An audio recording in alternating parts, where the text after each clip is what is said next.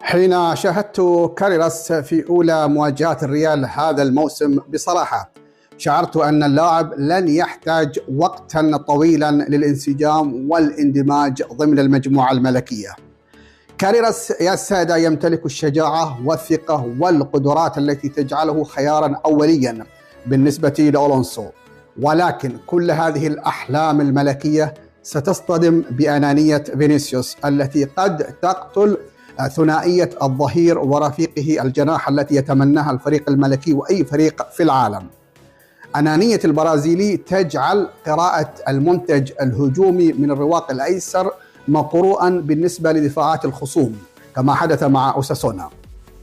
إصرار فيني على الحل الفردي المهاري وعلى ذات الممر الهجومي يضيع على الريال فرص تنوع زوايا هجومية قد تكون الأسهل والأفضل للوصول إلى الشباك إذا ما تخلى فيني عن أنانيته، لأن تصميمه على قدراته الفردية دون مراعاة وجود كاريراس خلفه حتما ستؤدي إلى غياب التنوع الهجومي ما بين العرضيات والاختراق، وهذا يؤدي إلى جعل الطرف بلا فعالية كما يتمناها عشاق النادي الملكي.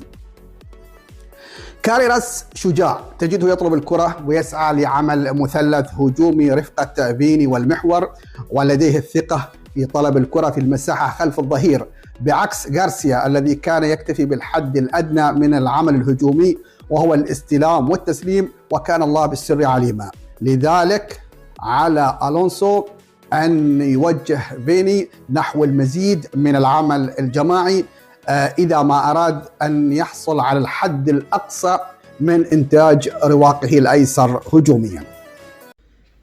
أسعد الله أوقاتك بكل خير عزيزي رياض. تابعت الفيديو الذي تحدثت فيه عن ثنائية كاريراس وفينيسيوس وقولك بأن هذه الثنائية قد تنتهي بالفشل أو أنها في طريقها إلى الفشل، فيما إذا استمر فينيسيوس بنفس النمط الهجومي وبنفس الأسلوب والتعاطي مع الحالات الهجومية.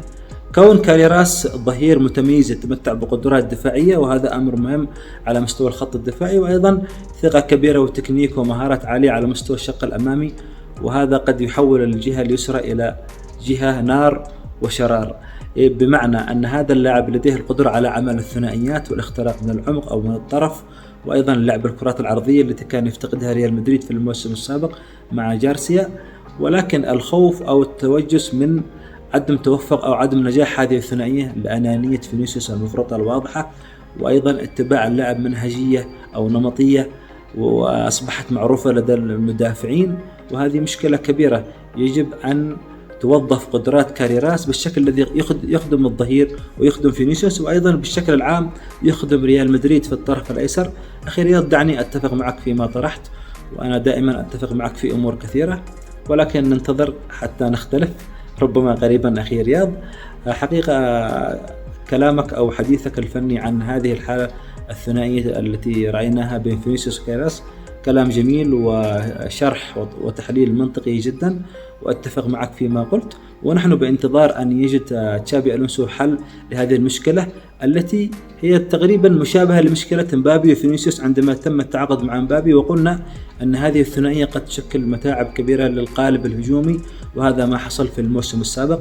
في الأخير ريال مدريد أو الجهاز الفني والجمهور يتمنى أن يرى جهة يسرى فعالة، أن يرى حالة انسجام وتناغم بين كاريراس وفينيسيوس قد تجعل الشكل الهجومي لريال مدريد أكثر فعالية وأكثر شراسة وأكثر قوة وديناميكية.